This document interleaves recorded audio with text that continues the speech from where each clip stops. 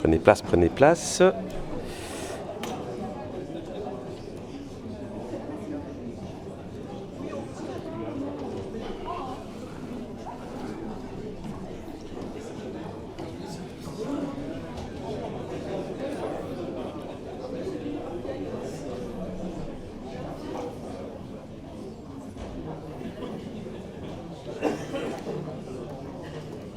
Oui, super.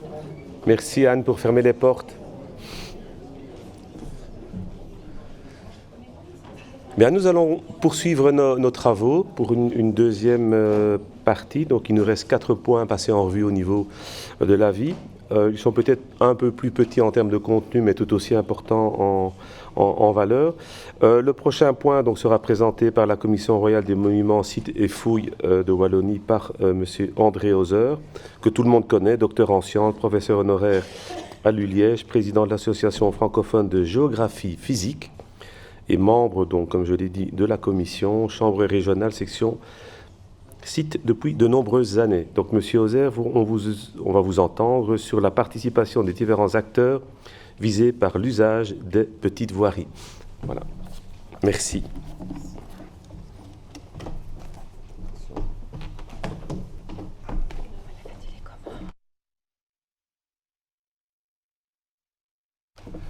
Bonjour à tous.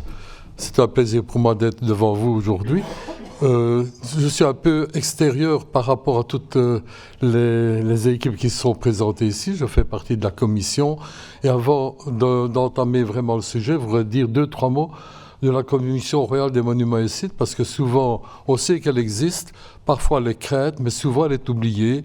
Les communes oublient qu'elle existe et qu'il y a des endroits qui sont classés, etc. Donc la commission, c'est une vieille histoire, c'est une vieille dame, c'est une dame très ancienne, puisqu'elle a été créée, elle est presque aussi vieille que la Belgique. Elle a été créée en 1835, donc vous voyez, par le gouvernement de l'époque, mais elle s'appelait uniquement la Commission royale des monuments. Mais il a fallu attendre 1931 pour qu'on y ajoute les sites, donc sous le règne du roi Albert. Et le roi Albert, directement, un peu après, le 30 décembre 1933, il a classé, le premier arrêté de classement d'un site, c'est ici à quelques kilomètres, ici à Laval, ce sont les rochers de Marche-les-Dames. Mais malheureusement, ironie du sort, 2 mois plus tard, il se tuait en faisant l'escalade sur ces rochers. Donc voici un peu l'histoire, la petite histoire. Mais la commission a continué, la Commission royale des monuments et sites, par après, lors de la révision de la Constitution, est passée par après du gouvernement fédéral à la communauté française en 71, et puis en 86, elle est passée à la région wallonne. Voilà, donc nous sommes toujours là pour le moment. Alors la commission, qu'est-ce qu'elle fait? Elle essaye de classer, de protéger des sites patrimoniaux pour leur intérêt patrimoniaux, scientifiques, pour leur intérêt paysager aussi. Cette commission-là est constituée de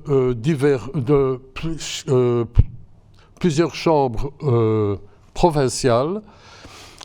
Et au-dessus, elle est chapeautée par des chambres régionales. Moi, je fais partie de la chambre régionale des sites. Et tous les 15 jours, nous nous réunissons au Verbois, donc avec plus de 50 dossiers à traiter. Oui, donc c'est une masse de dossiers. Et tous les membres de cette commission-là, ce sont tous des bénévoles. Donc nous ne sommes pas des fonctionnaires ici, nous sommes vraiment des bénévoles. Et ce que je voulais dire aussi, c'est que dans cette commission-là, elle est nommée par le Conseil des ministres de la région wallonne. Régulièrement, tous les 5-6 ans, on renouvelle les membres ou on en nomme de nouveaux. Et comment sont-ils nommés? Simplement sur base de leur spécificité, leurs compétences. Et c'est ainsi que dans la chambre régionale des sites dont je fais partie. Il y a des botanistes, beaucoup de botanistes d'ailleurs. Il y a des architectes de jardin essentiellement. Et alors, il y a aussi un expert en géologie et un géomorphologue, ben c'est moi. Alors, le géomorphologue, je m'occupe plus des sites naturels, parce qu'il y a des sites qui ne sont pas spécialement naturels, comme les jardins de curé ou bien les jardins des châteaux, etc., ou des villages, etc. Voilà. Donc, nous remettons, donc, notre objet principal, c'est de créer des classements et de veiller après à ce que les classements soient bien suivis. Mais ces classements, nous sommes aussi une commission de proposition, une commission d'avis. Nous soumettons nos propositions au ministre et c'est le ministre qui dit oui ou non. Ça, c'est une chose. Oh, trop proche, excusez-moi. Merci. Donc voilà, c'est un peu pour dire. Alors, quel est l'intérêt pour notre commission des chemins? Nous avons d'ailleurs pris le train en marche. Nous n'étions pas à la première réunion de cette association. Voilà, ça va? Voilà. Quoi?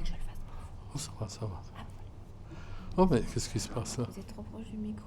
Vous avez déjà fait passer. Oui. Regardez, ça ne... Attendez, c'est juste ça. Oui, ça va aller. Et notre commission, donc, elle classe. Son premier intérêt, c'est de classer. Et notre premier intérêt ici, pour ce qui nous intéresse aujourd'hui, ce sont les chemins. Elle classe aussi des chemins en tant que tels. Elle classe des drèves, des tronçons de voies romaines, des chemins creux, un calvaire, etc. Mais elle classe aussi des chemins comme celui-ci. C'est un chemin qui est classé, c'est le chemin des diligences à Métais, voilà, qui est bordé par, je crois, 120 hêtres. C'est quelque chose de beau. Et vous voyez ici à l'avant-plan le chemin qui est troué par une canalisation, etc. Mais à chaque fois qu'il y a une modification, nous sommes interpellés par le gouvernement, par la WAP, etc. Et il y a une réunion de concertation qui dit, voilà, ce qu'on peut faire, on doit protéger le système racinaire, on doit remettre tout en état, etc. Voilà, donc il y a des chemins qui sont classés en tant que tels. Mais ce qui est plus important, que vous ne savez peut-être pas, c'est qu'il y a aussi des zones, pas rien que des chemins qui sont classés, il y a aussi tous des secteurs, des périmètres qui sont classés entièrement. Eh bien, tous les chemins qui se trouvent dans un site classé ont une protection. Et toute modification dans un... Voilà, par exemple...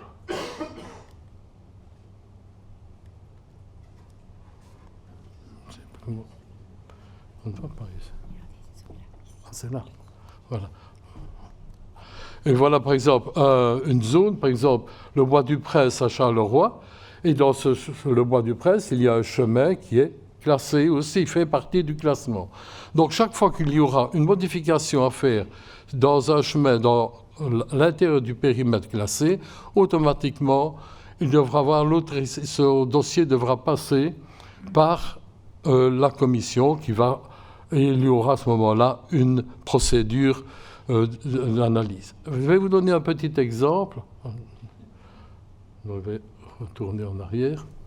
Un petit exemple. Nous avons eu, il y a peu de temps, une demande pour le site du château de Colostet au Sartillement. Donc une partie qui est classée. C'est un chemin de la botanique, modification du revêtement pour création d'une piste cyclable. Il s'agissait d'un chemin forestier, un chemin de promenade, un chemin d'analyse par les botanistes, etc. Et là, on voulait en faire du béton au milieu des bois. Alors nous autres, qu'est-ce qu'on a fait? On a donné un avis négatif parce qu'il faut garder le caractère patrimonial, le caractère naturel de ces chemins de promenade. Ça, c'est une chose importante. Et alors, mais nous avons été négatifs là-dessus, mais nous avons proposé une autre alternative. Nous avons signalé qu'à côté à proximité, entre le long de la route au pied de Colonster, il y avait déjà une piste cyclable qui existait jusqu'à la remontée vers le Sartèlement, et qu'à côté de la route qui se trouve, de la route qui monte vers le Sartèlement, il y a déjà l'assise d'une piste cyclable qui n'a pas encore été refaite. Donc il y a une solution de rechange que nous avons proposée. Donc nous ne sommes pas toujours négatifs, comme on croit l'être, nous essayons toujours d'avoir une solution de rechange. Une autre chose qui est importante aussi, c'est que dans les zones classées, il y a des chemins qui amènent à des sites remarquables, des sites exceptionnels. Voici un bel exemple à la Roche-au-Faucon. On peut se promener, tout est très bien indiqué, comme vous pouvez voir, c'est une belle réussite. Et lorsqu'on arrive au point de vue, il y a tout un panneau d'explicatif qui permet de mieux comprendre le paysage. Et ce paysage, c'est le paysage de la Roche-au-Faucon. Là, on voit la boucle de l'Ourthe entre Esnu et Tilf. Là, c'est quelque chose de remarquable. Chaque année, j'allais avec mes étudiants pour montrer ça. Et ils étaient, alors qu'ils étaient liégeois, parfois ils ne le connaissaient pas, ils étaient étonnés. Mais pour y arriver, il faut avoir des chemins bien balisés, etc. Donc, c'est quelque chose d'important d'avoir des chemins. Et donc là, et depuis peu, ce site est classé depuis 2015. Tout récemment, un jeune collègue a été avec une délégation des Maldives. Il les a conduits jusque-là. Quand ils ont vu ce site-là, ils ont dit « Mais c'est remarquable, c'est magnifique. Ils n'avaient jamais vu quelque chose aussi beau. » Il faut dire que les Maldives, c'est tout plat. Donc c'est tout à fait différent.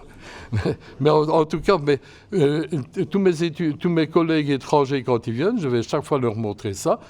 Tout simplement parce qu'il y a des chemins qui sont accessibles. Et c'est ça une bonne réussite. Voilà le problème du château de Colonster dont je vous parlais tantôt.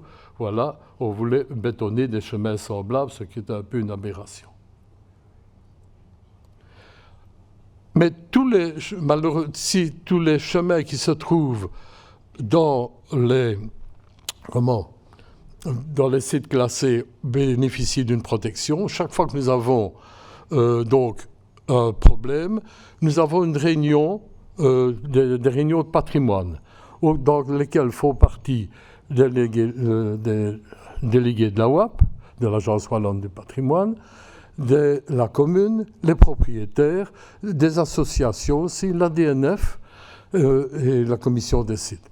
Et toutes ces réunions-là, donc on échange nos propos chaque fois, et nous avons une participation magnifique. Donc ici, comme le sujet c'était la concertation, nous avons déjà dans le cadre de la Commission royale des monuments et sites, vraiment quelque chose qui marche parfaitement et en toute bonne entente. Et alors parfois les projets sont remis au lendemain, on doit reviser la copie et tout le monde trouve toujours une solution idéale. Mais parfois, mais tous les chemins ne sont pas classés, ne sont pas dans des sites classés. Il y en a relativement peu finalement dans la Wallonie. Voilà un exemple ici, dans le Riponnet, c'est tout près sur les hauteurs de Liège, pas loin. Donc c'est un site qui est coupé entre 4 communes en plus. C'est un site forestier avec aussi des champs, etc., avec beaucoup de petits chemins de balade. Et ceci, nous avons été interpellés par des associations de riverains qui ont peur d'avoir un lotissement de plusieurs centaines de maisons qui vont se construire là-bas. Donc nous autres, pour le moment, il y a un dossier d'instruction pour essayer de classer, de protéger ce qui est patrimonial. Je crois que c'est une chose importante. Voilà. Alors, j'en arrive maintenant à l'extérieur. Il y a une chose qui est importante, là, dans les recommandations que nous avons eues lors de nos réunions, il était important d'avoir ces contacts entre les propriétaires, entre les communes, entre les usagers, entre les personnes locales, les promeneurs, etc., Donc ça, c'est une chose importante, d'avoir un dialogue. Si ce dialogue existe d'une façon normale dans notre commission, ici, nous recommandons vraiment que les processus de participation établis par la réglementation soient effectivement appliqués. Ça, c'est une chose qui est capitale. Donc, il y a un processus qui existe, donc il faut qu'il soit appliqué. Et on doit naturellement, la seconde recommandation, c'est réfléchir à une amélioration du dispositif de participation du public afin que les usagers, propriétaires et acteurs de terrain soient informés et associés le plus en amont possible en intégrant l'ensemble des composantes à l'usage de la petite voirie. C'est une chose importante. Donc, dès qu'il y aura une modification, une interruption d'un chemin, etc., il faut avoir des contacts, avoir des réunions. Et je crois que, comme il est recommandé ici, il y a des processus de participation, des enquêtes qui existent et qui pourront être menées. Je crois que c'est une chose importante. Voilà, on m'a demandé d'être très court, je crois que je l'ai été.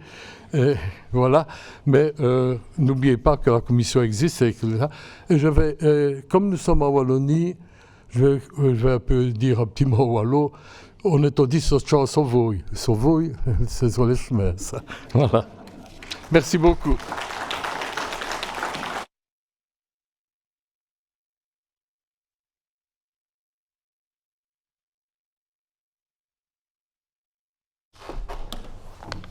Merci, j'ai cru que vous alliez pousser la chansonnette, mais vous pouvez y aller, il n'y a pas de problème. Hein. S'il y a des liégeois, la petite gaillole, je suis preneur. Est-ce qu'il y a des liégeois dans la salle? Bon, on fera ça après. Hein. On poussera une petite chanson. Mais qui d'autre mieux que des représentants du pôle mobilité allait nous parler ou pouvait nous parler de l'accès à la circulation sur les voiries. Donc nous avons maintenant cet aspect, donc accès-circulation, qui va être présenté par Madame Anne de Piesse, que je regarde là, oui, et par Monsieur Rémi Huon. Alors Madame de Piesse est licenciée en sciences commerciales, certificat interuniversitaire en performance énergétique et environnementale des constructions, c'est correct, conseillère en mobilité, un très très long CV, j'ai pointé donc représentante pôle mobilité, et j'ai vu que vous étiez attentive aux intérêts des piétons et PMR. PMR, c'est personne à mobilité. Ah d'accord, autant pour moi. Ouais, là, j'étais déjà pas très haut dans votre estime, mais là, franchement, je ne dois plus être... je crois que je vais laisser la vice-présidente, mais qui n'est pas là d'ailleurs, continuer à ma place. Biodiversité, environnement, biodiversité, Olivier, c'est quoi ce bazar? Voilà, Monsieur Huon, géographe urbaniste de formation, chargé de mission mobilité chez Tous à Pied. Il est membre effectif du pôle mobilité sous un mandat IEE Canopéa. Voilà, je vous donne la parole. C'est un sujet des plus importants aussi. Voilà, merci.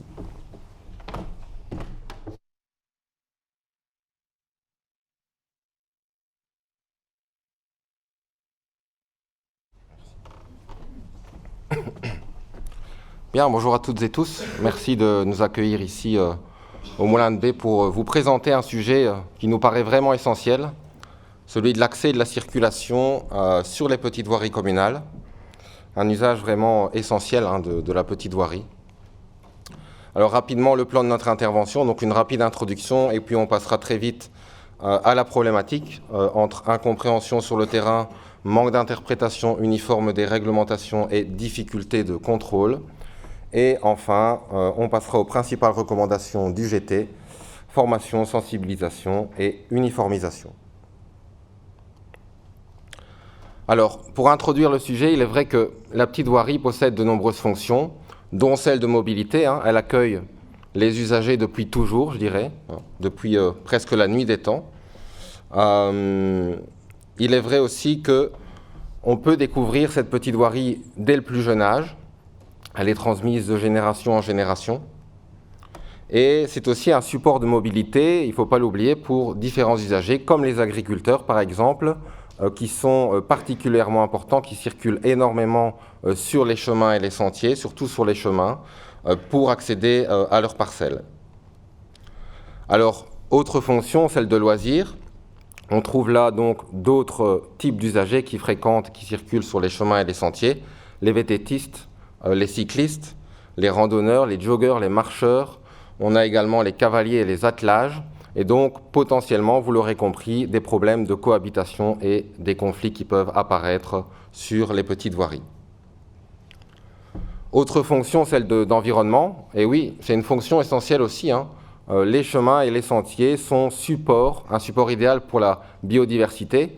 En Wallonie, je ne vais pas refaire toute l'histoire, mais il y a de nombreux paysages qui se sont transformés en paysages ouverts. On a perdu ce bocage, et donc pourquoi pas utiliser ce réseau de petites voiries pour renforcer la biodiversité sur nos territoires. C'est un biotope à part entière aussi, et voilà, une fonction essentielle certainement. Et quatrième fonction, celle de patrimoine. Je le disais déjà avec la fonction de mobilité, mais c'est un héritage, c'est un bien commun qu'il faut valoriser, qu'il faut entretenir ensemble, et ça permet aussi de découvrir et redécouvrir notre territoire pour pouvoir accéder à notre petit patrimoine local, les chapelles et les potales par exemple, qui sont repris sur cet exemple.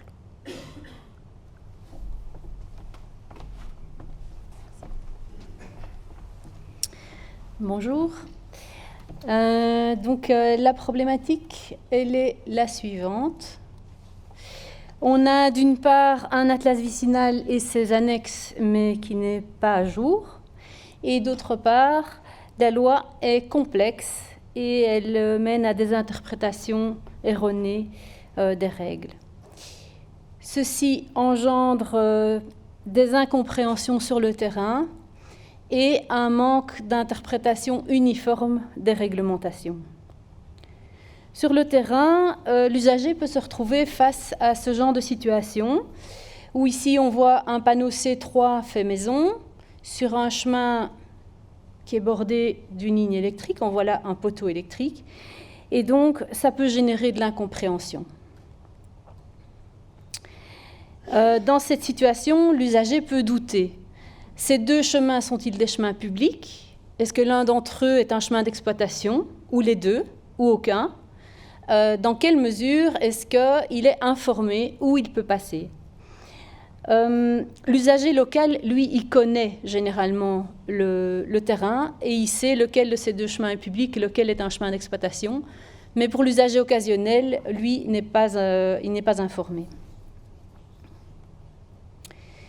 Ici, de nouveau, on est face à un obstacle fait maison avec un panneau non réglementaire, avec des informations donc contradictoires. On a de nouveau un obstacle en travers d'un chemin, enfin même peut-être d'une rue, puisque ça a l'air macadamisé de l'autre côté, qui est bordé d'une ligne électrique. Ça laisse perplexe. De nouveau, l'usager non local, il n'osera pas passer. Et un meneur d'attelage, par exemple, il serait bien content de pouvoir prendre ce petit chemin de traverse pour pouvoir éviter une route passante qui passerait plus bas. Ici, on a un magnifique chemin avec une très jolie grille. Elle est cadenassée. Sur le panneau, il est indiqué « Propriété privée, passage interdit ». Et pourtant, on est bien sur une voirie communale. Parfois, ce ne sont pas des grilles comme ici, ça peut être des tourniquets, ça peut être des échaliers, des barrières canadiennes ou des passerelles pour passer au-dessus d'un ruisseau.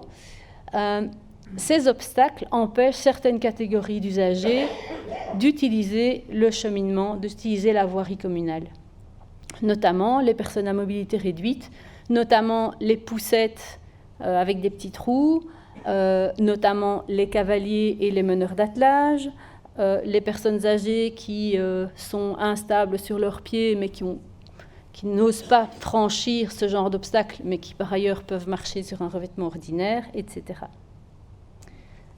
Alors ici, à moins d'avoir des ancêtres de toréadors, je pense que pas grand monde n'osera s'aventurer. Ça vaut aussi pour le chien méchant. Voilà, il y a des panneaux qui découragent les usagers de passer. Mais d'autre part, les agriculteurs veulent éviter les dégradations et les accidents dus aux incivilités. Et c'est bien normal. Quelles incivilités? Une des plus fréquentes et des plus dommageables pour les agriculteurs sont les canettes qui sont jetées dans les prés et dans les champs, qui se retrouvent ingérées par le bétail, soit parce que la récolte sous forme de foin est donnée à ce moment-là, soit directement dans les prairies. Il faut savoir qu'une vache qui ingère une canette, au moment où elle rumine, elle se reblesse une deuxième fois, très souvent à mort, dans d'atroces souffrances. Donc vraiment, c'est quelque chose c'est une perte sèche pour l'agriculteur qui perd sa vache. C'est une perte connexe parce que maintenant, les agriculteurs n'ont pas d'autre choix que de faire ingérer et de laisser en permanence dans l'estomac des vaches des aimants pour que ces canettes ne remontent pas au moment où la vache rumine. C'est quand même le monde à l'envers. D'autre part, d'autres incivilités, c'est le piétinement des champs et des jeunes pousses particulièrement. Donc la culture est particulièrement vulnérable quand les pousses sont toutes petites. Si on a un piétinement du champ à ce moment-là, la récolte, bien sûr, elle est compromise puisque les plantes ne vont pas pousser. Donc il y a une perte financière, mais il y a aussi une perte en termes d'érosion des sols, et donc il y a une perte de sol qui est évidemment pas chiffrable en monnaie sonnante et trébuchante. Une autre incivilité courante est le passage, soit pour couper court, soit pour faire des photos ou la cueillette, parce que les passants se disent « Tiens, voilà un épi de maïs, je vais goûter ». Ils le cueillent et puis 3 mètres plus loin, ils le jettent par terre parce qu'ils se rendent compte que non, c'est pas fait pour les humains. Une autre source d'incompréhension, ça peut être aussi sur le terrain.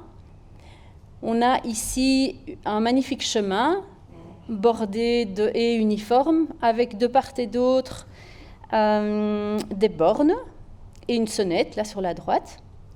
Je ne sais pas si vous la voyez, ce pointeur, je ne sais pas où il est, mais ici au-dessus de ma tête, avec le numéro 40. Pendant longtemps, ce chemin a été considéré par les non-locaux comme propriété privée. Il fait vraiment penser à l'entrée d'une propriété. Et le petit panneau qu'on voit là à gauche, au-dessus de la haie, et qui indique le nom du chemin, était régulièrement arraché. Maintenant, depuis un certain temps, la commune a ajouté le panneau C3. Les inscriptions, excepté cyclistes et cavaliers et excepté riverains, ont été ajoutées. Donc ça clarifie dans le sens où le promeneur occasionnel qui passe par là, en voyant le panneau, se dit « Ah ben oui, ok, c'est effectivement bien un chemin public, je peux passer ». Ça clarifie, mais c'est quand même questionnant. Et sur ce panneau C3, avec ces 2 annexes, en dessous, on voit encore une indication supplémentaire, passage interdit quad et moto. C'est pléthore d'informations, le C3 le dit déjà, il n'y a pas besoin de le répéter. En plus des incompréhensions sur le terrain, il y a aussi des interprétations disparates des réglementations entre les provinces ou les communes et aussi entre les types de voiries.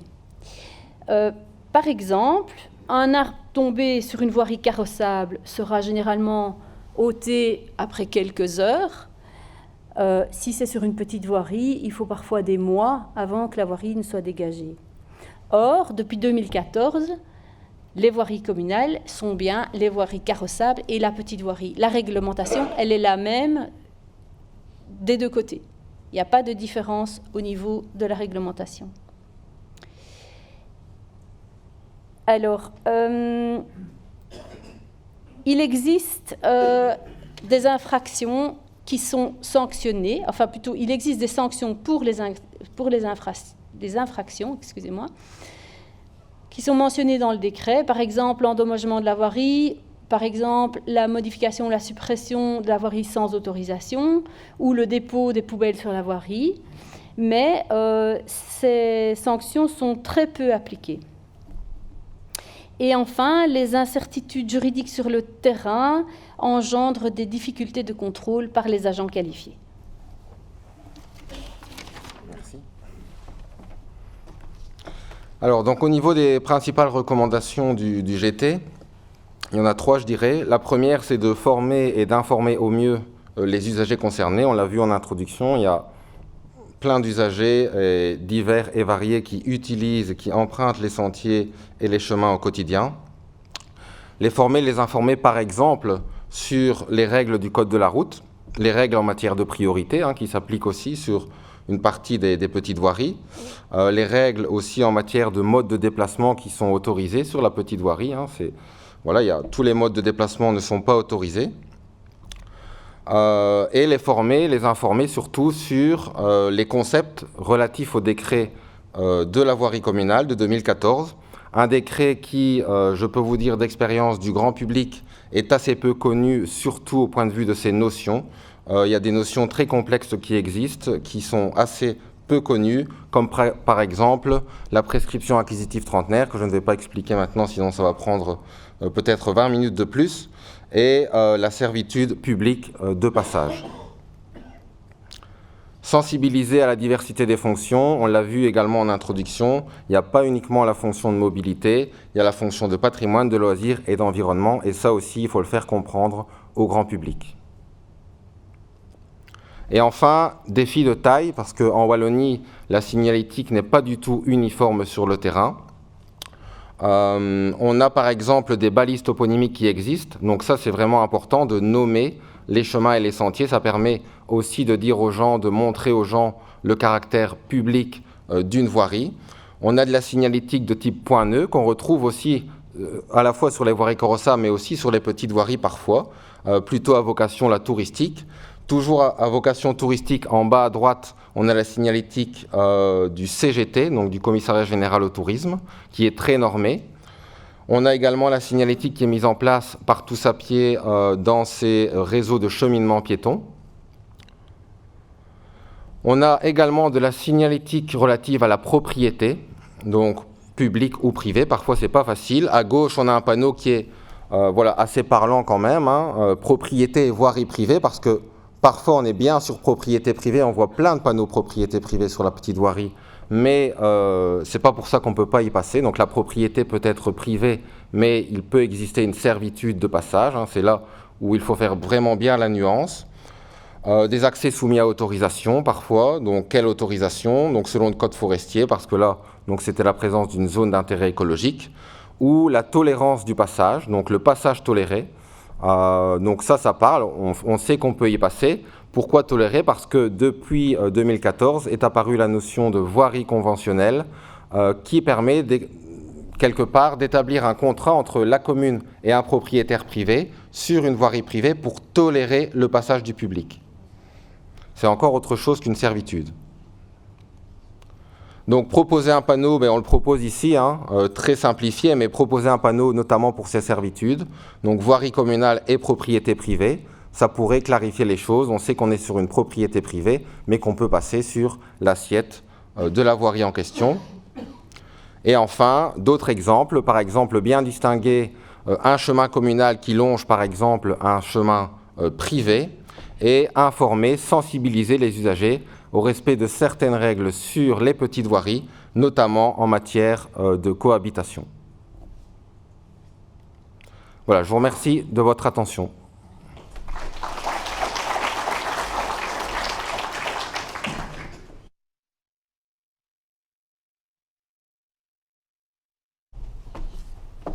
Puis on arrive tout doucement à la fin. Comme on dit toujours, on garde le meilleur pour la fin. Donc je vais donner la parole à Olivier Guillit, qui souhaitait qu'on le présente tout à l'heure. Vous allez me présenter. Donc ingénieur agronome forestier, docteur en sciences agronomiques, spécialiste de l'écologie des milieux pierreux, accompagne de nombreux projets carriers pour leur prise en compte de la biodiversité notamment, représentant IEE Canopéa depuis plus de 20 ans au pôle Envie, AT et Ruralité ancien membre de la Commission royale des monuments et sites. Pardon. Et Olivier, tu vas nous faire un petit topo sur 2 points de l'avis qui sont aussi importants, l'installation de bonnes pratiques et la charge de la responsabilité en cas d'accident. Et tu représentes ici le pôle environnement. Je te cède la parole. Nous aurons après une petite séance de questions-réponses. Donc je demanderai aux orateurs de venir. N'hésitez pas aussi à poser des questions aux orateurs de la première partie de la matinée qui resteront dans la salle, mais le cas échéant, qui pourront vous répondre. Et après, nous donnerons la parole aux représentants du ministre Borsu. Mais je réinterviendrai à ce moment-là.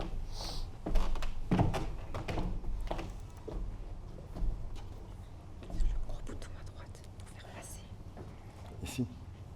Il pourra venir en arrière comme ça. Bien, bonjour à tous et à toutes, bien entendu.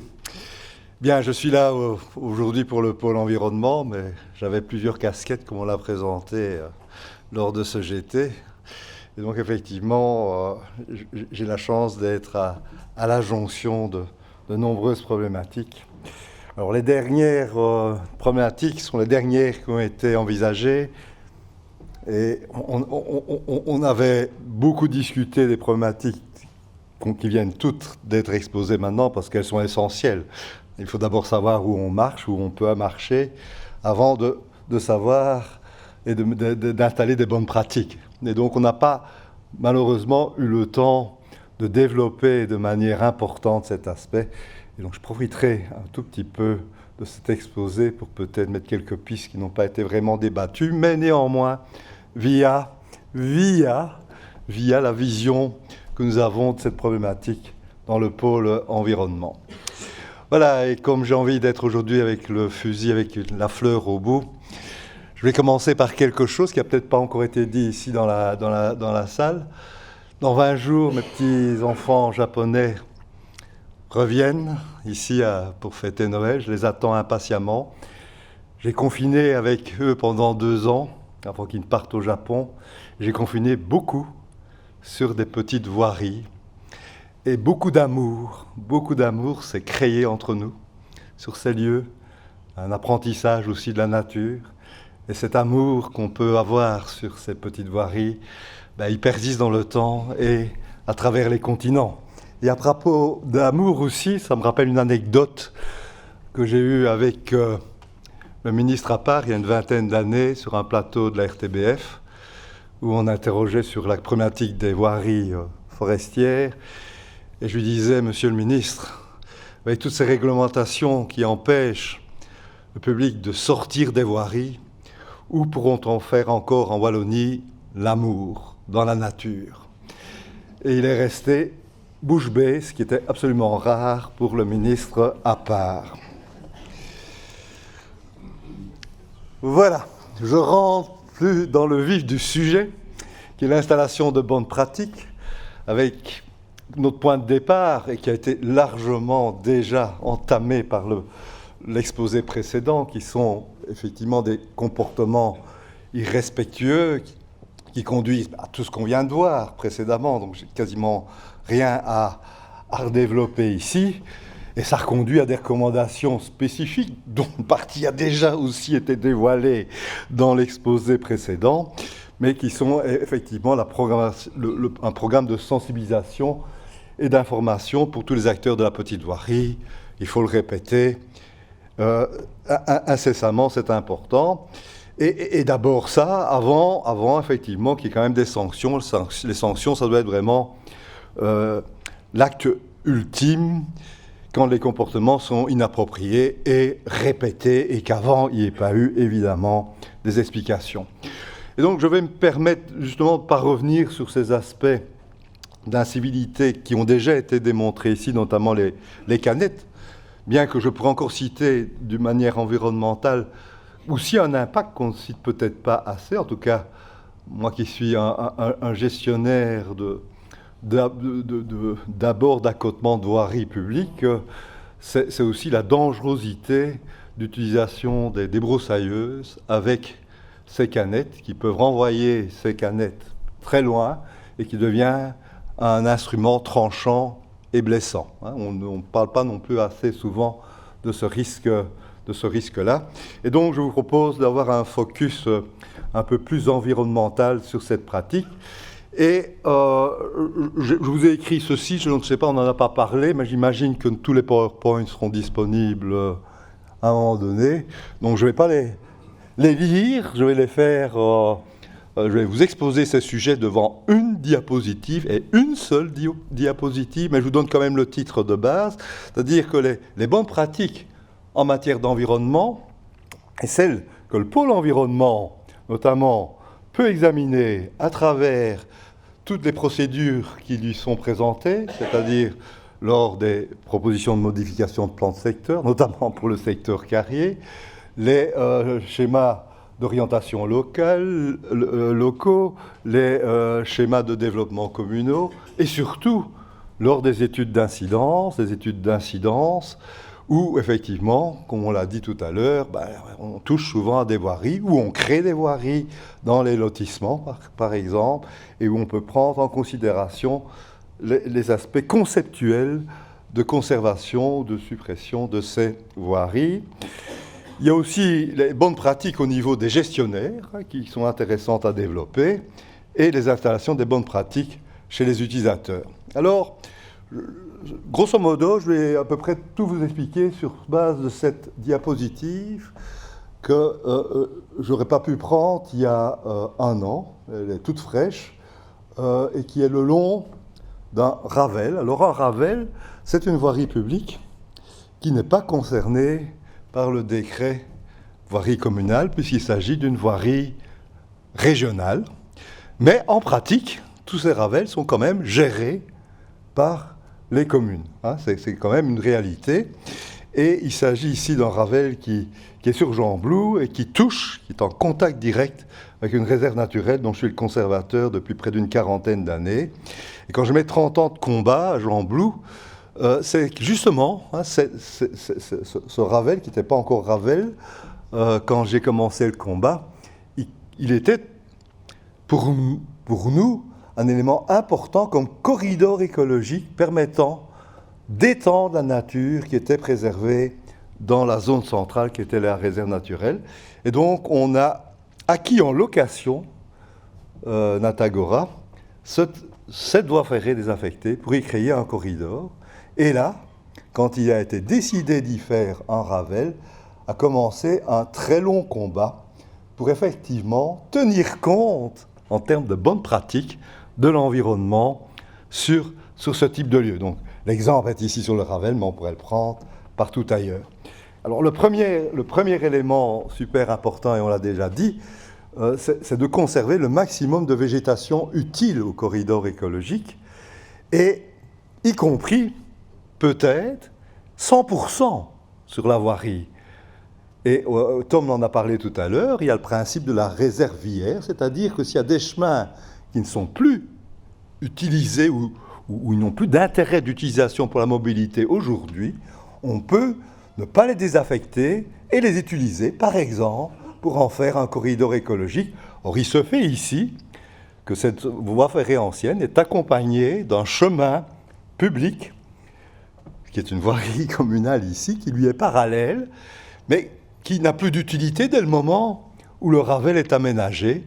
Et donc, il a été décidé, non officiellement, mais pratiquement, que la voirie publique a été transformée en une lisière étagée, en parallèle au Ravel qui a été fait. Et sur l'assiette même du Ravel, bien entendu, conserver un maximum de végétation intéressante, dont les arbres, dont des arbres magnifiques comme celui que vous voyez dans le fond, qui est un saule remarquable au sens du code d'été, où il faudrait un permis d'urbanisme pour pouvoir modifier sa silhouette ou le couper, parce que beaucoup de communes oublient quand ils font la gestion de ce genre de site.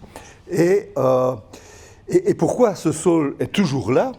C'est parce qu'on s'est battu pour que le revêtement ne soit pas de l'asphalte, parce qu'on fait beaucoup de Ravel en asphalte, pour que la voirie tienne à l'enracinement des arbres, et qu'on puisse maintenir des arbres très proches de la voirie. Et donc c'est bien du béton et pas de l'asphalte, ça coûte 3 fois plus cher, ok, mais ça dure 3 fois plus longtemps, parce qu'évidemment, le mètre à l'époque n'était pas chaud, il a été bien obligé, sinon le Ravel ne serait pas passé à cet endroit-là, mais il a fait tout le reste des autres 40 km en asphalte, et aujourd'hui, il doit refaire l'asphalte parce qu'elle saute par les enracinements, alors qu'ici, ça tient magnifiquement. Vous voyez d'ailleurs la taille de ces racines qui redescend dans un dépertuis et qui revient de l'autre côté. On est déjà à plus de 10 mètres, et vous voyez la taille du diamètre de cette racine. Le sens de pente de la voie, qu'elle soit en asphalte ou en béton, a son sens. On sait qu'on crée de la nitrification en créant une nouvelle voirie, et l'eau riche en azote partout en Wallonie va se concentrer du côté où coule la pente. Et savoir de décider de quel côté on fait couler l'eau a son importance pour avoir un côté qui va être sacrifié, qui sera plus nitrophile, et préserver un autre côté qui est souvent plus dans les accotements qui peuvent être pierreux, et conserver une végétation plus rare, qu'on appelle les végétations sèches ou mésophiles. Ce sont des petites considérations d'une finesse incroyable, mais dont on parle très très peu et sur lesquelles il n'y a pas beaucoup d'attention. Autre point important aussi, vous voyez là une chauve-souris là, qui s'envole. Ici dans ce Ravel, on est en plein SB, donc au milieu des patates et des betteraves. Il y a près de 10 espèces de chauves-souris qui vivent ou se déplacent le long de cette voirie bien arborée. C'est aussi la question de la lumière, de l'éclairage. Beaucoup de voiries qui n'ont pas besoin d'éclairage pour des raisons de sécurité, ok, à certains endroits. Et puis, pensons au type d'éclairage, s'il en faut un, le type de... le choix de la longueur d'onde, et aussi les systèmes intelligents, c'est quelque chose d'important. Vous avez à l'extrême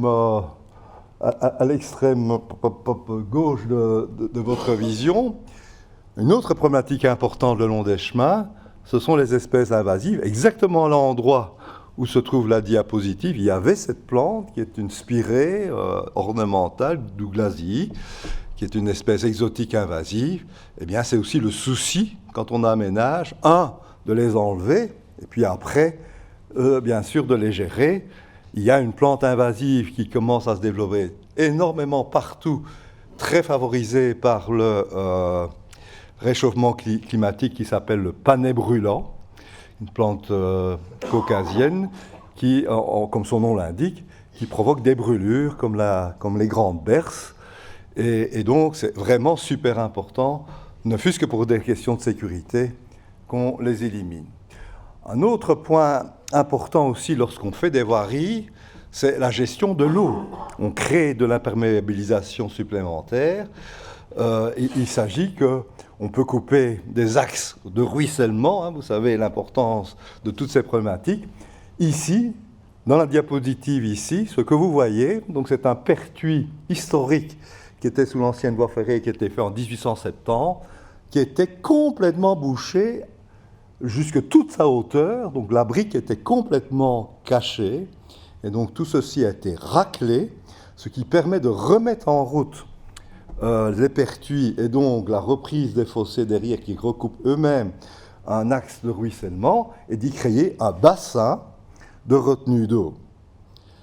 Double opération, on gère l'eau et on remet à jour un petit patrimoine, ce n'est pas du haut patrimoine, mais du petit patrimoine ferroviaire qui a une certaine qualité, et on a retrouvé même la balustrade et son socle en béton, pas en béton justement, en pierre bleue, pas entier, mais qu'on a replacé au-dessus de manière symbolique, pour vous donner aussi ce côté d'attention patrimoniale. Et tout qu'on fait, à partir de là, alors que tout est boisé, créons alors une vue, un point de vue paysager, un autre aspect patrimonial. Et tant qu'à faire, faisons aussi une information sur l'intérêt écologique. On a récupéré, à côté c'était donc un centre commercial qui a été détruit, on a récupéré 2 vases dans lesquels on a mis, bon j'ai exagéré les plants pour que ça se voit, des plantes typiques de ces milieux secs qu'on peut trouver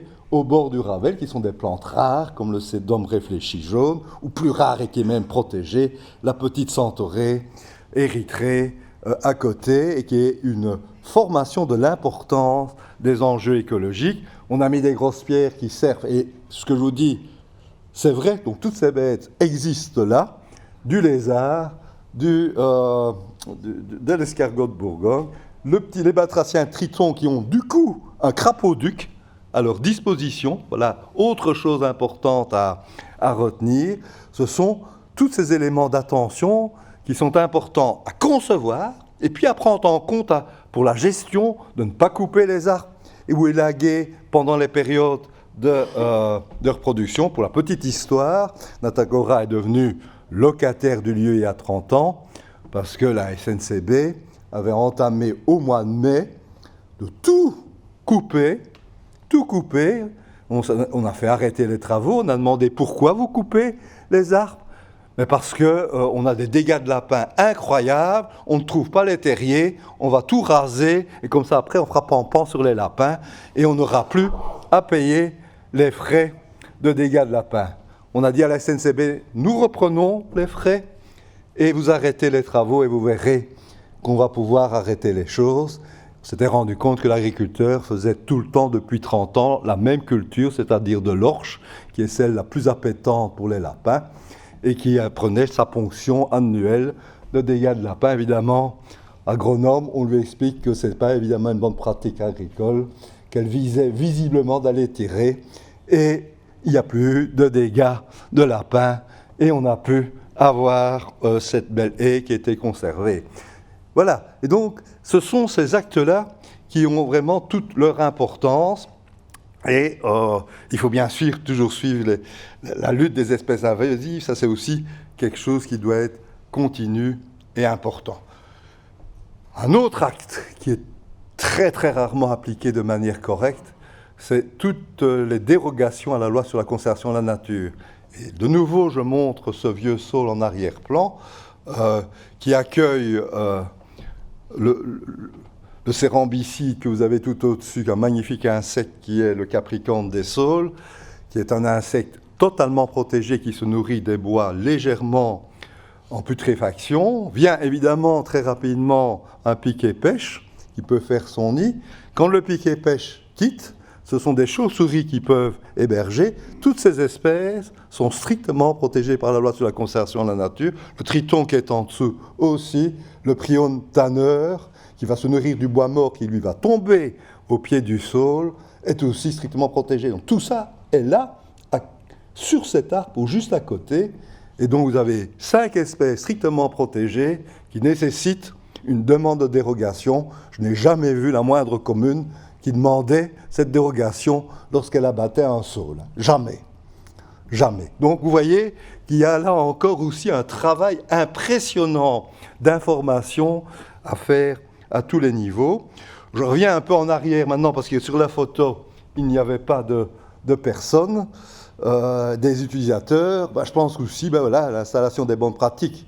On en a déjà parlé dans l'exposé précédent. C'est bien sûr respecter les consignes, les panneaux et les réglementations, mais on l'a bien compris par l'exposé précédent. Il faut que ces panneaux soient clairs, ces réglementations soient claires, traduites en des termes simples, c'est important. Éviter les incivilités, les canettes, mais il y a bien d'autres déchets, bien entendu.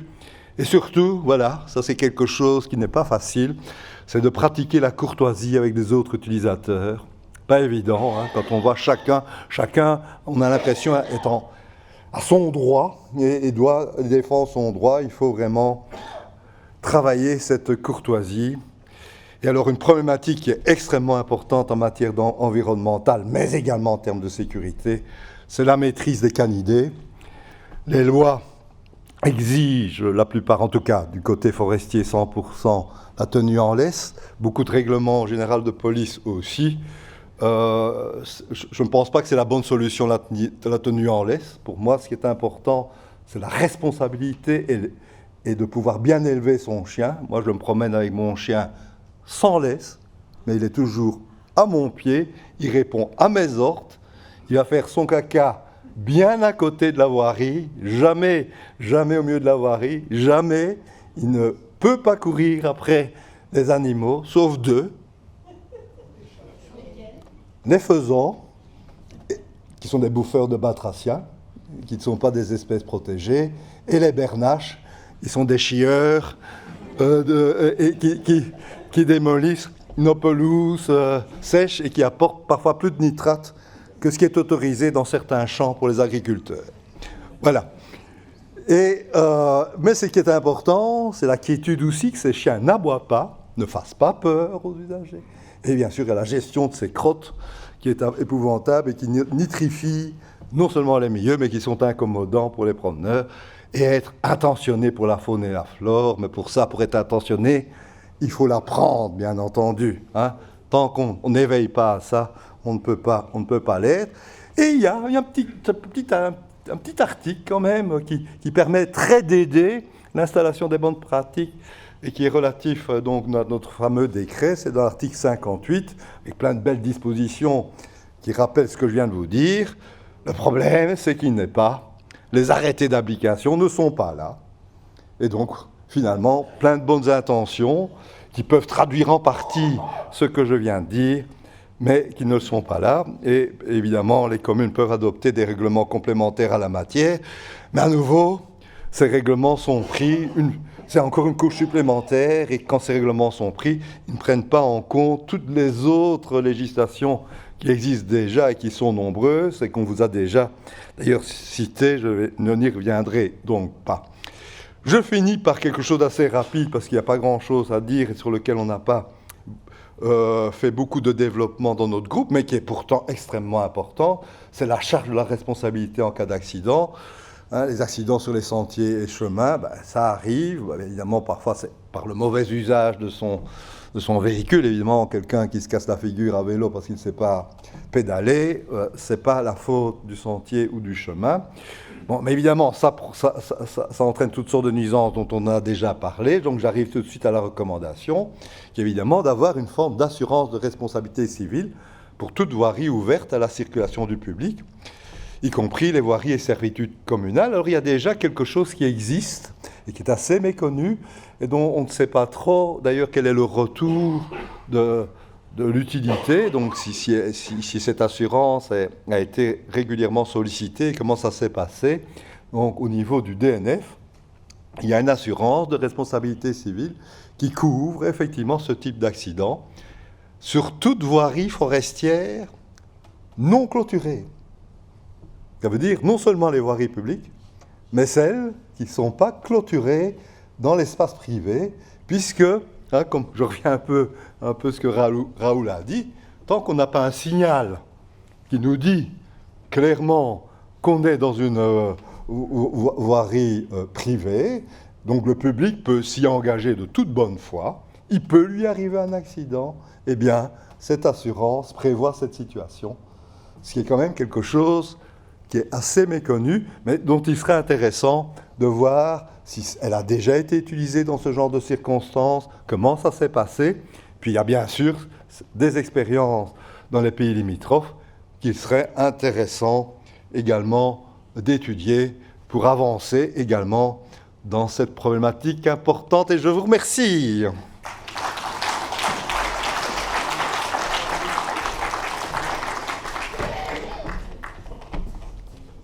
Tu ramasses les crottes de tes chiens? Hein? Tu ramasses les crottes des chiens ou tu les laisses? Non, moi, les crottes des chiens, quand je me promène dans les voiries que je m'occupe, je suis en botte ou en gros soulier et je les shotte. Donc tu les ramasses pas? Je les ramasse. Tu les shottes, ok. Je les étale. Je les étale et je les étale du bon côté. Ok. On saura tout. En tout cas, merci aux quatre exposants. Orateur. Oui, mais je voulais pas changer, mais c'est pas venu, j'ai pas eu l'inspiration. Et y a-t-il des questions pour nos quatre exposants orateurs? Expositeurs. Oui, monsieur. Monique, tu avais une question aussi, tu m'as dit? Non, je voudrais dire une information. Ok, alors peut-être après alors. Okay. Attendez, parce qu'il y a monsieur là-bas, peut-être, si vous voulez bien, puis madame après, et puis monsieur, et puis Monique. Voilà, on va prendre ces 4 questions-là. Il y en avait là-bas aussi? Non? Au revoir, merci pour l'organisation. Présentez-vous rapidement. Oui, je m'appelle Étienne de Houters et je me présente en tant que cavalier depuis plus de 70 ans. Cavalier d'extérieur, et je connais très bien la problématique de la petite voirie, qui est évidemment, pour nous autres cavaliers, de promenade ou de randonnée, notre terrain de jeu. Je n'ai pas entendu un mot de la filière équestre dans le débat aujourd'hui. La Wallonie ignore complètement cette filière, qui pourtant, au niveau économique, représente quand même un bon milliard d'activités, qui est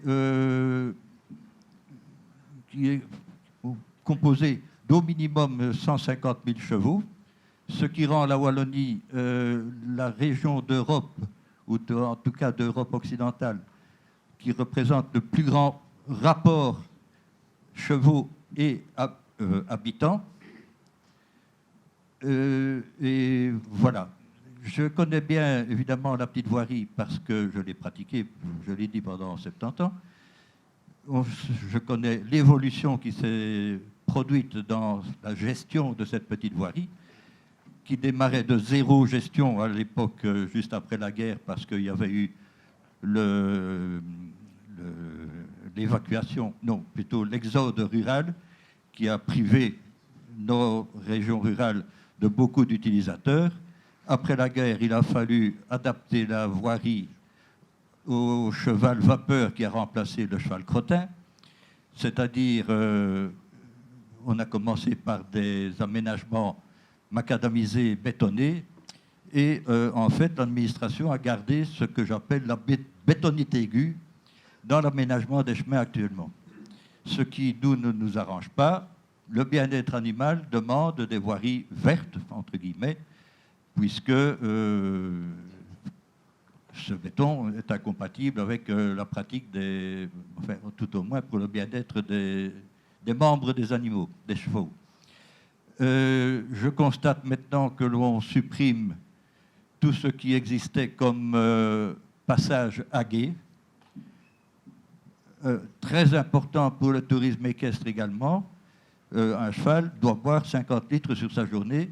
S'il n'a pas accès à l'eau quand il est en promenade, ben, ça ne s'arrange pas. On ne sait pas porter 50 kg d'eau ou 50 litres d'eau sur son cheval pour entamer sa promenade. On a supprimé évidemment les abreuvoirs publics dans les petites communes. Et pendant toute une période, quand le tourisme vert a commencé à s'introduire, certaines communes ont pris des initiatives pour justement remettre à jour les atlas pour permettre un développement cohérent des circuits locaux. Ces communes n'ont pas fait partie de ce qui avait été préconisé comme commune pilote lors de l'élaboration du projet d'application du décret communal de 2014. C'est dommage parce qu'elles avaient fait de très beaux travaux. Est-ce que vous avez une question? Parce que j'entends bien votre intervention comme quoi peut-être on n'a pas été assez attentif à la question du milieu équestre. Oui, on a quand même évoqué à plusieurs reprises au niveau des positions en disant le multi-usage des voiries. Et je pense qu'avec les photos qui ont été montrées, on a vu plusieurs photos avec des chevaux. Donc effectivement, s'il y a des particularités, moi ce que je vous invite à faire avec votre association ou vous-même, c'est peut-être à venir utilement compléter l'avis en envoyant vos commentaires. Luc, si tu es d'accord, peut-être directement au Conseil ou à un des pôles auquel vous êtes représentant. Donc j'entends bien la problématique et effectivement, on n'est pas rentré, je veux dire, au niveau de ce groupe de travail dans des détails aussi précis, filière par filière, parce que l'objectif était quand même de mettre en évidence des points, et vous avez vu lesquels, de convergence entre les différents représentants des pôles qui permettaient justement de faire avancer les choses. Il est clair que si demain le gouvernement, et là je laisserai le soin aux représentants du ministre de le dire, envisage une feuille de route ou éventuellement des assises ou quoi, je pense qu'on retiendra qu'il ne faut pas oublier qu'il y a également la filière équestre qui est une filière de mobilité douce et de loisirs importante. Si je peux me permettre de résumer votre intervention, sauf s'il y a une question bien précise. Eh bien, ma question bien précise, j'attends le moment où la région wallonne va effectivement, je vous remercie de l'avoir dit, tenir compte de cette problématique du premier véhicule quand même que l'homme a inventé, puisque ça fait 7000 ans que ce véhicule est utilisé tout à fait écologiquement, économiquement et socialement parlant. Très bien. Merci beaucoup en tout cas.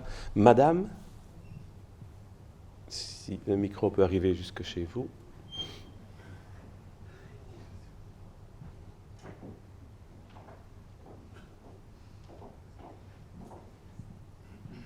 Christine Laurent, je suis échevine des travaux de la commune de Gerpine. En cas de voirie publique, enfin de chemin public sur fonds privés, à qui incombe l'entretien?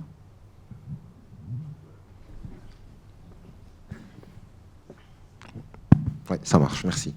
Oui, merci pour la question. C'est vraiment une bonne question parce que on se dit propriété privée, sans doute que l'entretien... Ça marche, oui? Oui, ça marche. Vous m'entendez? Ok. Sur propriété privée, l'entretien incombe peut-être au propriétaire, pas du tout. Donc, les servitudes publiques de passage sont considérées par le décret de 2014 comme des voiries communales à part entière, et donc la gestion incombe bien à l'autorité communale. Voilà, réponse courte et question à une question courte. Il y avait monsieur ici devant. Et puis après, Monique. Oui, bonjour. Mon nom est André de Barcy. Je suis motivé par la représentation du propriétaire d'une zone forestière du côté de Bierge au Havre. Et ce que je voudrais bien entendre dire, c'est si un chemin, une voirie communale, est bien un mode de déplacement d'un point A à un point B et ne peut être, si elle traverse une propriété privée, un motif à se balader dans l'intégralité de cette propriété. On y rencontre divers types d'usagers, certains assez respectueux du caractère privé, d'autres qui créent du vandalisme, même sur des bâtiments existants, ou VTT, quad et autres choses. Donc pour moi, ce qui est important, c'est de savoir si c'est un mode de déplacement.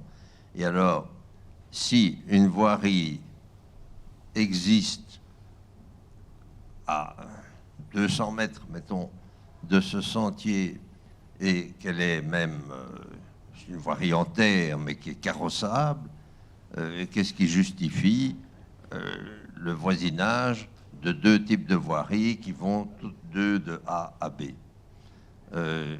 L'autre point que j'avais, mais qui vient d'être répondu, je pense, c'était la responsabilité d'entretien et la visibilité du trajet de ce sentier à travers une propriété privée.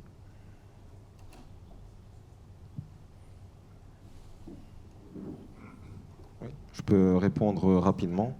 Pour la première question, je dirais que je pense que ça a été assez bien exposé.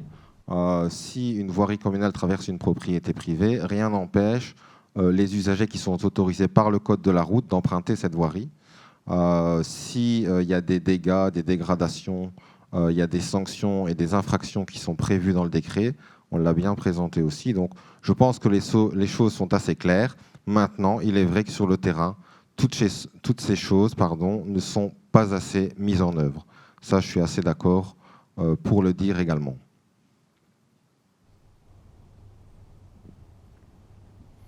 Pour compléter l'intervention de Rémi Huon, je dirais qu'on est bien d'accord que quand il y a une voirie communale qui passe sur une propriété privée, le passage est autorisé sur la voirie et exclusivement sur la voirie. Il n'est pas question que les usagers aillent se balader dans les pelouses, dans les sous-bois, dans les parterres. Leur présence est autorisée sur l'assiette du chemin et pas ailleurs. Alors, à savoir, est-ce que c'est pour marcher d'un point A à un point B et pour un déplacement? Non, pas forcément. Les gens peuvent y circuler, y compris pour une promenade et pas juste pour un déplacement d'un point A à un point B. S'il y a une deuxième voirie publique qui a à peu près le même tracé à quelques centaines de mètres, ce n'est pas pour autant que, plutôt je vais le dire positivement, les deux voiries continuent à exister toutes les deux. Je peux compléter? Oui, et l'intérêt d'un double cheminement, c'est qu'il peut éventuellement dispatcher le type de déplacement. Et donc, pour tout à l'heure, je n'ai pas été tout à fait complet pour quand même faire plaisir à monsieur De Wouters. C'est le cas de l'exemple que je vous ai donné tout à l'heure, de dire qu'il y avait une voirie publique qui tombait un peu en désuétude, qui était parallèle dès le moment où le Ravel était fait, qui est quand même tout droit, confortable, rapide, etc. Donc on a fait sur les 4 mètres de l'arche de cette voirie en désuétude 3 mètres pour faire une lisière étagée, mais on garde un mètre sur de la terre qui sert alors vraiment au piéton qui veut vraiment encore avoir le contact et aux chevaux. Et les chevaux ne doivent pas aller sur le béton du Ravel qui est en dessous. Vous voyez que le fait de pouvoir garder des voiries publiques en parallèle donne plus de souplesse pour garder cette multifonctionnalité des déplacements, mais malgré tout en donnant des priorités à l'un ou à l'autre. Bien, il reste l'intervention de Monique Van den Bulck, si vous permettez, et monsieur, et peut-être madame, il faudra être très courte alors. Monique, si tu peux être courte aussi, oui, pour pouvoir prendre deux dernières questions. Je voulais ajouter au niveau des procédures, et c'est à destination des carrières, au point de vue procédure, lorsque vous avez à la fois une demande de permis et une modification de voirie, comment ça se passe? Ce n'est pas prévu aujourd'hui dans le code été, et ce n'est toujours pas prévu dans la nouvelle mouture que le gouvernement a adoptée en première lecture le 25 octobre. Donc, dans la pratique, pour un permis en tout cas, les fonctionnaires délégués ont proposé que dès l'instant où vous avez une demande qui concerne la voirie, dès qu'eux ont prononcé que le dossier est recevable et complet, la procédure de la demande de permis est suspendue et ils interrogent les communes pour l'application du décret voirie. Pendant toute cette période, le délai est suspendu et puis vous avez ce que j'ai décrit tout à l'heure au niveau de l'application du décret voirie pour aller même éventuellement jusqu'au recours. Et puis, dès que cette décision est prise, le fonctionnaire délégué reprend et le fonctionnaire technique éventuellement reprennent le dossier et leur procédure. Et est-ce que ce point de vue était relayé par les différentes instances consultées? Non, ça ne se trouve pas dans... C'est quelque chose, mais on n'aurait pas pu le savoir. C'est oui, en examinant... Parce qu'on a des représentants du pôle environnement ici, quoi. Vous n'avez même pas relevé le fait qu'au niveau des procédures, ça ne collait pas, quoi. Au niveau, donc... la CREC va remettre un avis d'initiative, peut-être, mais bon... Michel, oui. Au niveau des codes, c'est en lisant la première lecture que le gouvernement vient de soumettre au pôle que j'ai découvert ça, voilà. Merci Monique, mais...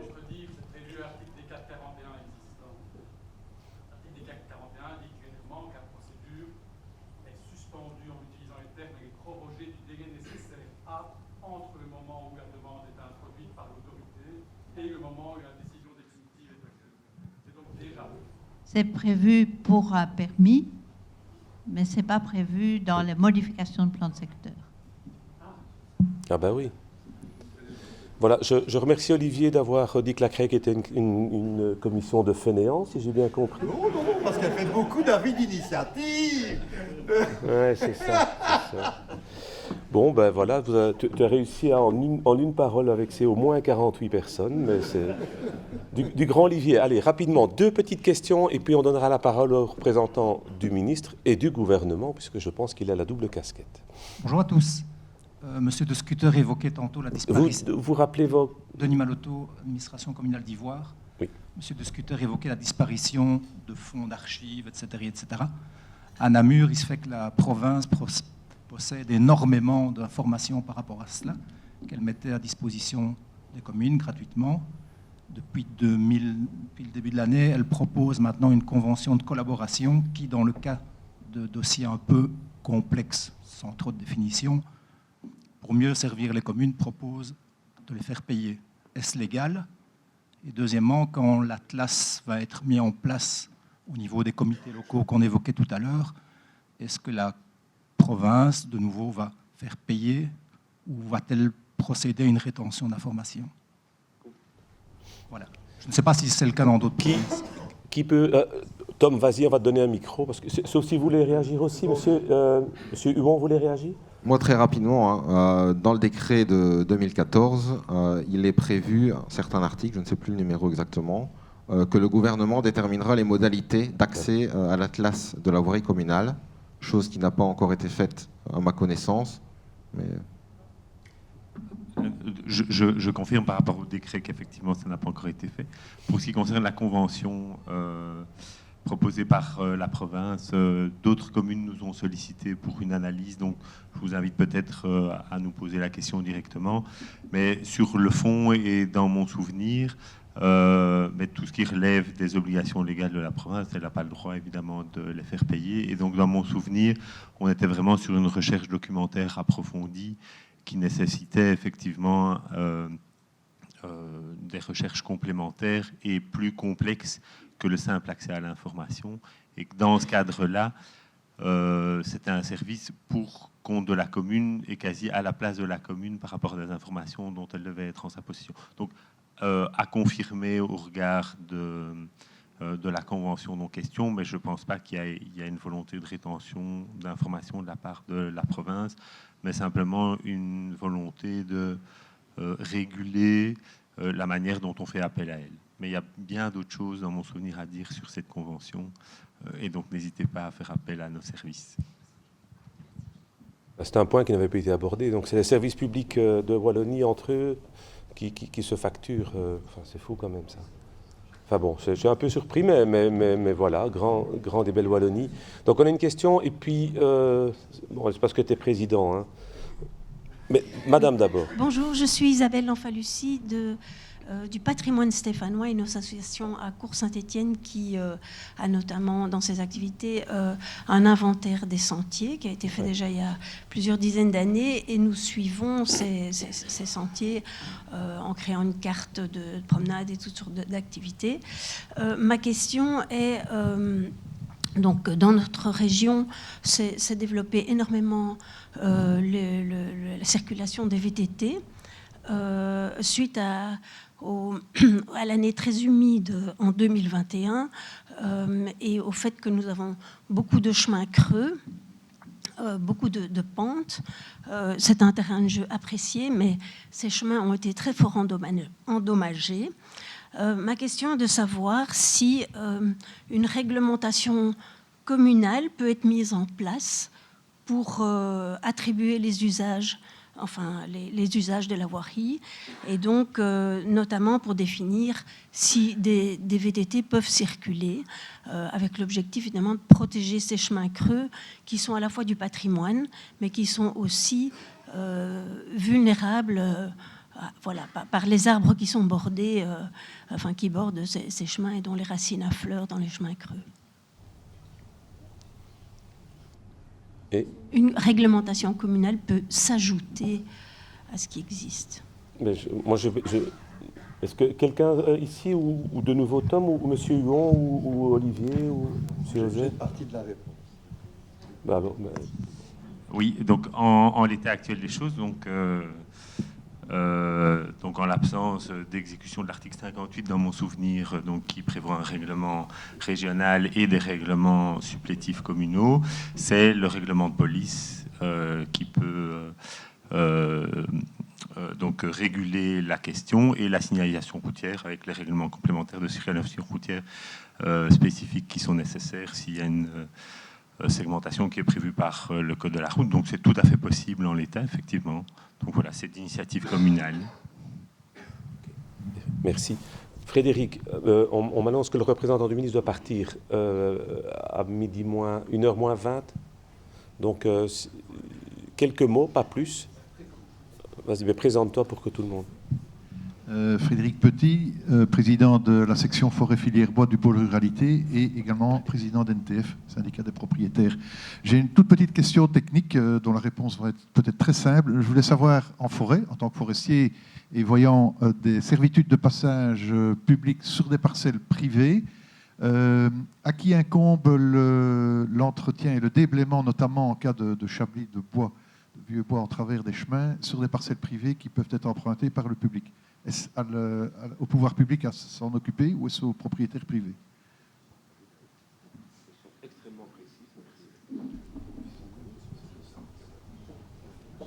Oula, ça chauffe, hein, non, là. Oui, alors, sur l'assiette, il est clair que sur les voiries communales, il y a un devoir de gestion et un devoir de police de la part de la commune. Donc, elle doit faire respecter ces deux règles, hein, donc le devoir de police, devoir de gestion. Mais il est clair que si un arbre tombe sur une petite voirie en forêt, le propriétaire de la parcelle dont l'arbre est tombé est clairement responsable. Donc la commune doit garantir la sécurité des usagers sur ces voiries communales, que ce soit les voiries carrossables ou la petite voirie, mais elle pourra se retourner in fine sur le propriétaire.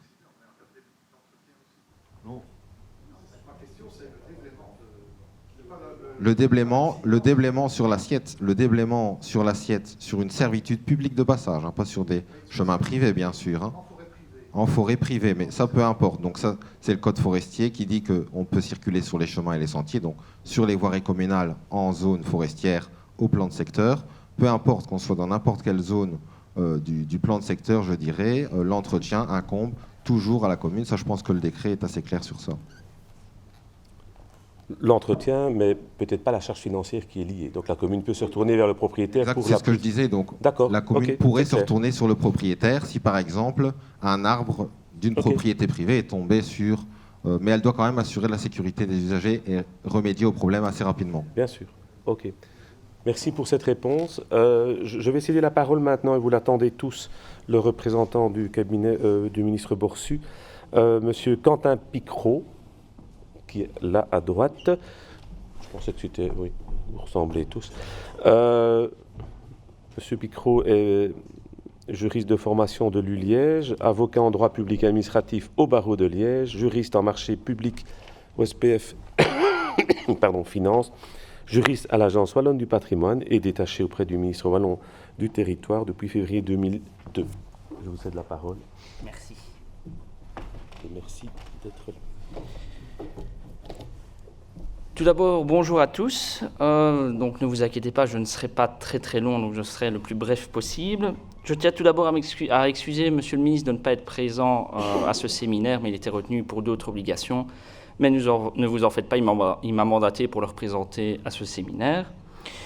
Donc, pour revenir aux fondamentaux, l'article 1er du décret du 6 février 2014 fixe les objectifs de ce décret. Donc, c'est-à-dire la préservation de l'intégrité, de la viabilité et de l'accessibilité des voiries communales, mais aussi l'amélioration du maillage de ces voiries. Force est de constater, comme le montrent les diverses interventions, que la situation actuelle n'est pas parfaite et que des solutions doivent être apportées à cette situation problématique. Sur le fond, plusieurs intervenants ont remarqué que le décret ne proposait pas de mauvaises choses. Donc, le décret n'est pas mauvais sur le fond, mais son application et sa mise en œuvre présentent quelques imperfections. Donc, bien que ce constat ait été posé par les différents intervenants, ces derniers proposent toute une série de recommandations et de solutions qui peuvent être mises en place, notamment par la région wallonne afin de solutionner ces problèmes. Néanmoins, toutes ces recommandations doivent être analysées au regard des impératifs de la région et du gouvernement wallon. Dès lors, il me semble utile de vous faire part de la position de Monsieur le ministre. Donc, j'insiste sur le fait, pour une petite précision, que je représente ici bien le ministre de l'Aménagement du Territoire qui a dans ses compétences le décret voirie, mais je ne me prononce pas pour les autres ministres, parce que ce serait aller au-delà des mandats qui me sont confiés pour ce séminaire. Donc, concernant la recommandation numéro 1, donc les corrections des imprécisions via l'adoption d'une circulaire, je pense que nous sommes d'accord pour dire que cette solution peut être adoptée rapidement et peut être implémentée dans les brefs délais. Néanmoins, il est nécessaire d'avoir une concertation entre les différents cabinets concernés, les différents ministres concernés, mais aussi les administrations et les acteurs de terrain. Donc, bien que cette solution est techniquement facilement mise en œuvre, il mérite une concertation afin de s'assurer que le contenu de la circulaire réponde bien aux attentes des différents acteurs. Pour la recommandation numéro 2, donc la mise en œuvre des habilitations, problématique qui est revenue à plusieurs reprises donc au travers des différents exposés, toutes ces habilitations ne représentent pas la même charge de travail. Donc on se rend bien compte que certaines habilitations peuvent être rapidement mises en œuvre, tandis que d'autres, je fais notamment ici référence à l'Atlas des voiries communales, nécessitent une charge de travail beaucoup plus importante. Dès lors, il est nécessaire de faire un tri entre ces habilitations qui peuvent être mises en œuvre d'ici la fin de la législature et des habilitations qui le seront après.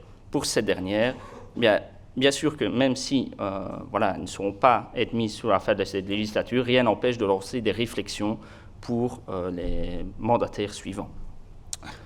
Pour la recommandation numéro 3, donc l'amélioration de l'articulation entre le décret voirie et les différentes polices administratives, c'est pour moi une des conséquences du phénomène d'inflation législative auquel est confrontée notre société moderne, donc qui est la production de plus en plus de polices administratives qui deviennent de plus en plus techniques et complexes. Et c'est une préoccupation du gouvernement donc d'assurer la cohérence de l'ordre juridique wallon. Et donc le travail d'identification qui a été réalisé dans cet avis représente une véritable plus-value car elle permettra de vraiment cibler les actions du gouvernement wallon, du législateur ou d'autres niveaux de pouvoir si nécessaire. Pour les recommandations 4 et 5, donc relatives à l'inventaire, à l'Atlas des voiries communales, donc qui est un des gros points d'achoppement et un des gros problèmes au niveau de la mise en œuvre du décret voirie. La solution qui est proposée par le décret, donc comme ça a été très bien exposé, c'est de mettre en place un outil numérique accessible, facilement accessible, qui permet d'identifier clairement les voiries communales. Comme ça a été aussi précisé, les articles du décret relatif à l'Atlas des voiries ne sont pas encore entrés en vigueur en vertu de l'article 93 du décret. Comme cela a été aussi exposé, il y a eu un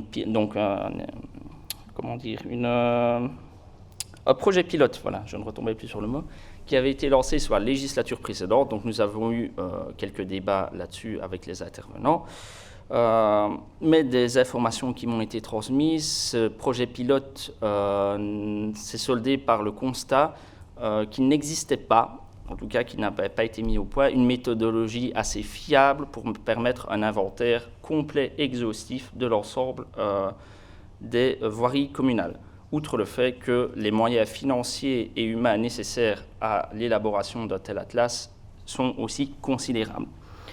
Donc, compte tenu de ce constat, il a été décidé sous la législature précédente d'offrir une solution temporaire qui est précisée dans la circulaire du 9 mai 2019 relative à l'utilisation d'ICAR dans le cadre du décret voirie.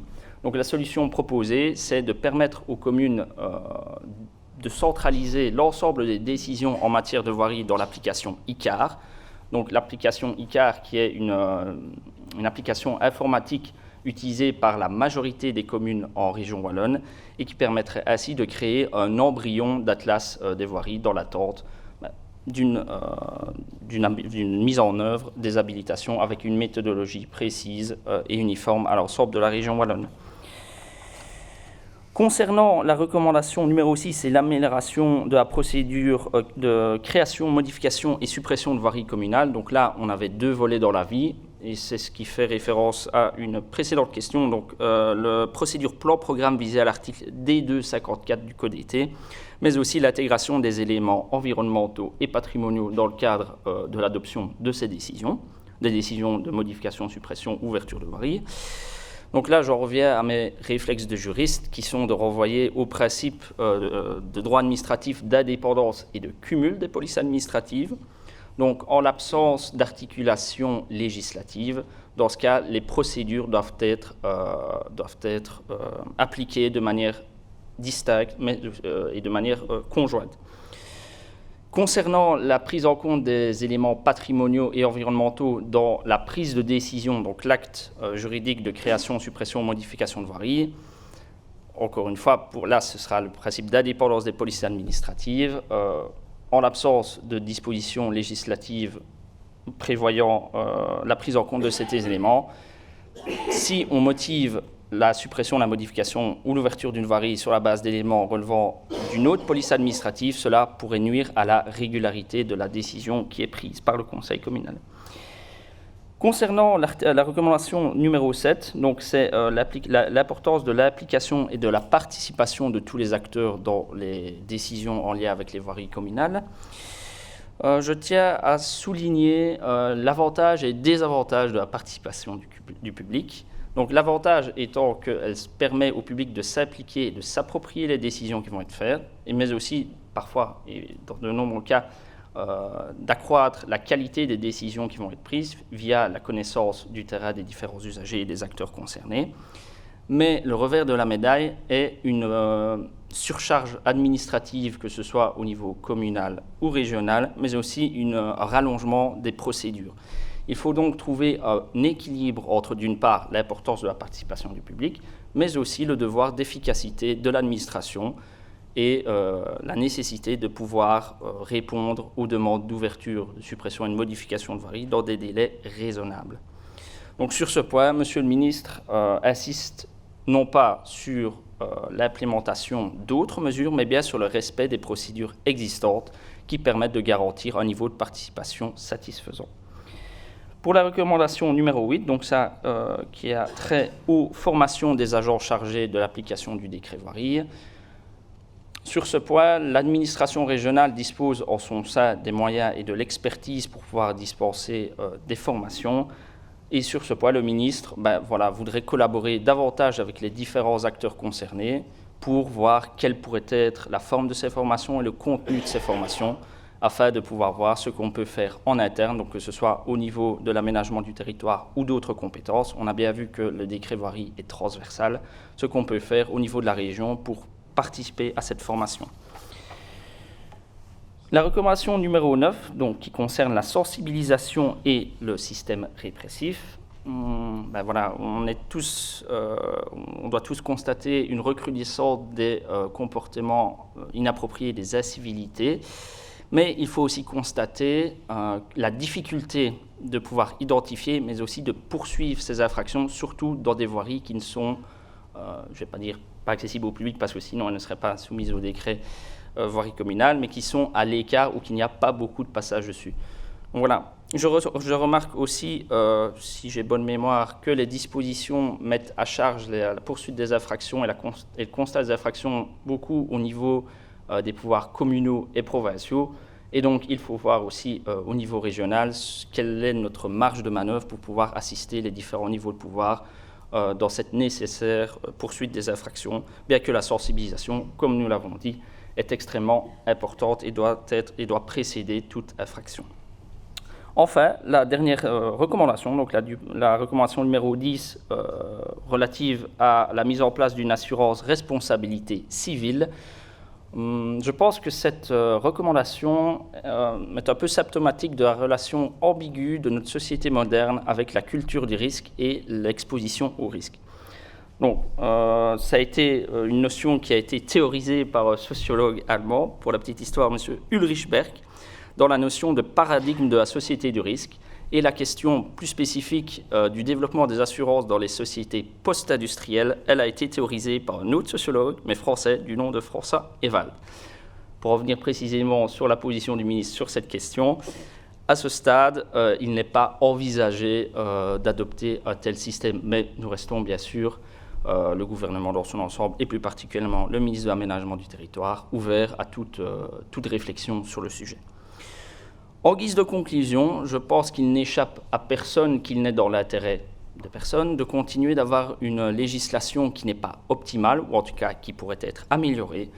Et donc l'idée est de profiter de l'avis qui a été rendu pour initier une réflexion au niveau de mon ministre, mais aussi du gouvernement dans son ensemble, pour voir quelles solutions peuvent être raisonnablement apportées dans un délai raisonnable, et donc d'ici la fin de la législature pour ce qui nous concerne.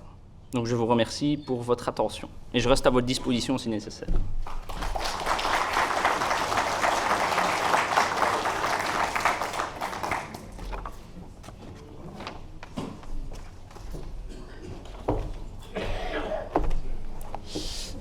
Mais comme c'est indiqué, merci pour votre participation. Merci à tous. On ne va pas poser des questions aux représentants du ministre. Vous pourrez le faire s'il reste encore quelques instants pendant le petit lunch qui vous est offert maintenant. Donc merci à tous de votre présence. Je pense que ce séminaire me montre qu'il y a encore pas mal de chemins ou sentiers à parcourir pour fluidifier toute cette réglementation. On a entendu les réponses du ministre et du gouvernement aux différentes propositions. Donc on sera derrière le gouvernement pour établir avec lui une feuille de route, tellement le chantier est vaste et complexe.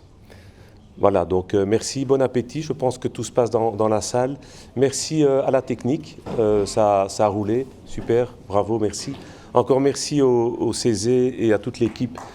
Oui.